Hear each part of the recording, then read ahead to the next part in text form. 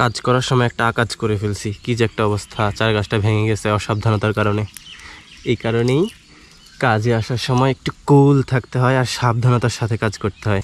প্রথমেই আমি যেটা দিব এটা হচ্ছে ডিএপি সার। ডিএপি সারটা মূলত হচ্ছে গাছের বৃদ্ধিতে সহায়তা করে। পটাশিয়ামটা মূলত গাছকে রোগ জীবাণু থেকে রক্ষা করে। তারপর শিকড় বৃদ্ধিতে সহায়তা করে।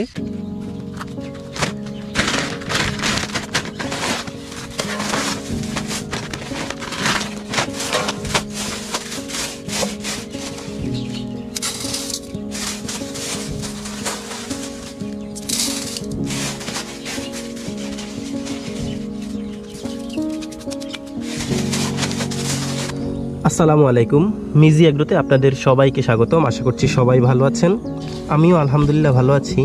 তো আজকে আসলাম আমাদের বাগান বাড়িতে 3 ধরনের রাসায়নিক সার নিয়ে, যেটা হচ্ছে বাগান বাড়ির চারা গাছগুলোতে প্রয়োগ করব। এই যে হালকা বাদামি রঙের সারটা, এইটা হচ্ছে ডিএপি সার। আর এই যে স্বচ্ছ সারটা, এটাকে বলে হচ্ছে ইউরিয়া সার।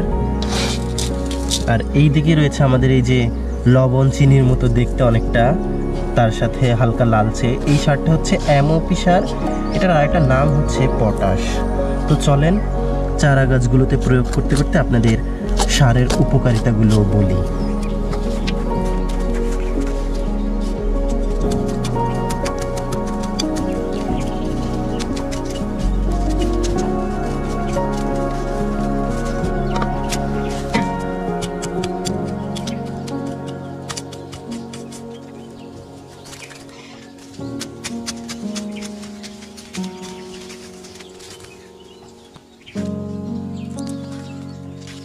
কাজ করার সময় একটা আকাজ করে ফেলছি, কি যে একটা অবস্থা। চার গাছটা ভেঙে গেছে অসাবধানতার কারণে। এই কারণেই কাজে আসার সময় একটু কুল থাকতে হয় আর সাবধানতার সাথে কাজ করতে হয়। আর লস হয়ে গেল, দুর্ভাগ্যবশত কিছু করার নাই।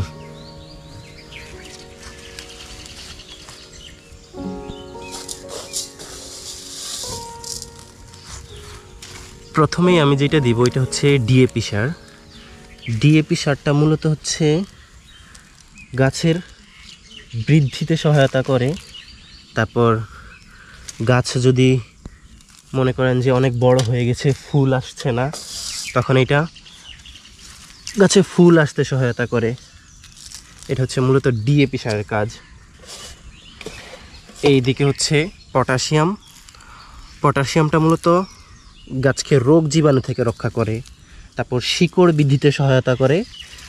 আর রোগ জীবাণু যে থাকে গাছের গোড়ায়, বা গাছে রোগ জীবাণু কম আক্রমণ করে এই সারটা প্রয়োগ করার ফলে। আর এই দিকে হচ্ছে ইউরিয়া সার। ইউরিয়া সার হচ্ছে গিয়ে মূলত গাছের যে কাণ্ড ছড়ায় চারিদিকে, এই কাণ্ডগুলো এবং গাছটাকে শক্ত করতে সহায়তা করে। তো এই হচ্ছে মূলত সারগুলোর কাজ।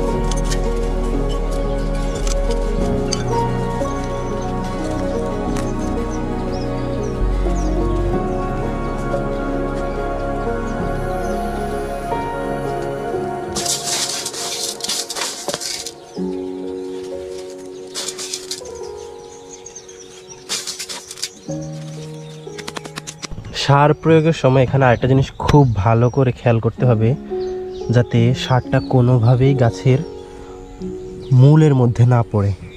মূল বলতে গাছের গোড়ায় যাতে না পড়ে।